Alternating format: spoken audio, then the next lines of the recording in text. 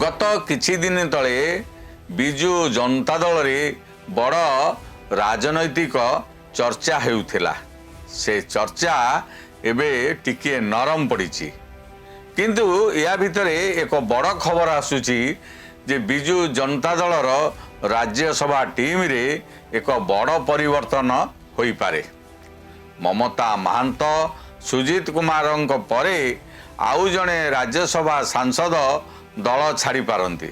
से पुणी कौन सी छोटकाटिया सांसद नुहंती, से हेउचंती राज्यसभा रे बीजेडी संसदीय दल नेता सस्मित पात्र। दिल्ली दरबार चर्चा अनुसार सस्मित कुआडे ए बाबद निजर मत को दिल्ली दरबारी को कही सारी। केवल अपेक्षा करा जाइछि गेरुआ दलर स्वागत को।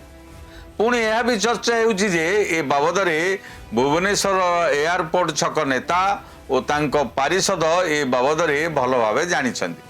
तथापि तांको विभिन्न सभा समिति रे बीजेडी प्रतिनिधि भाव पठाउछन्ति।